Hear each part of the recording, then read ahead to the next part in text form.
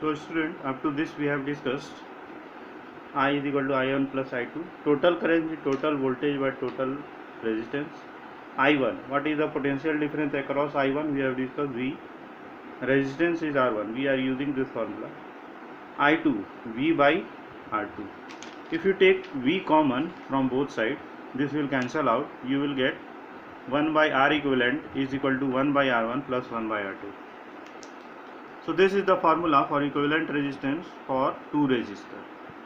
For 3 resistor, the formula will be 1 by R equivalent is equal to 1 by R1 plus 1 by R2 plus 1 by R3. Now, a special case when all the 3 resistor are equal and suppose they are equal to R. So in place of R1, R2 and R3, if you put R, you will get R equivalent is equal to R by 3. So for 3 resistor, the total resistance formula is R by 3. For 4 resistor, the formula will become R by 4. For n resistor, the formula will be R by n. So this we have generalized, and when the resistor are equal, then you have to use the formula R equivalent is equal to R by n in parallel. In series, R equivalent is equal to n into R. So student, in this class we have discussed Ohm's law and combination of resistor. In Ohm's law, we have not written the statement, because when you understand resistance, then only you will understand Ohm's law. So Ohm's law, you can write the statement: under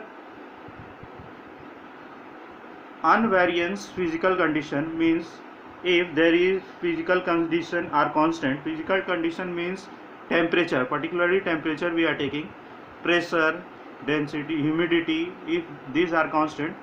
But generally we are writing if physical condition like temperature, pressure, etc. are constant, then potential difference across the conductor, is directly proportional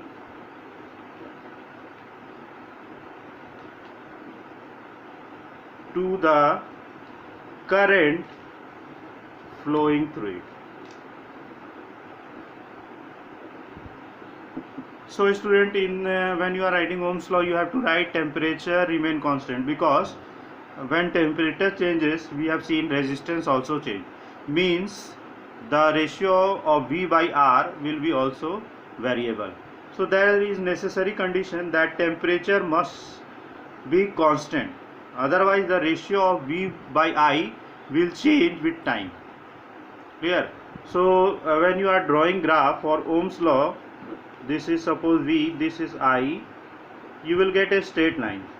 But if temperature is not constant, then for some time when temperature is constant, the V is proportional to I, you will get a straight line. Whenever two physical quantity are constant, you always get a straight line in the graph. But when temperature changes, the ratio of V by I will change. That is, it will increase. So that's all in this class.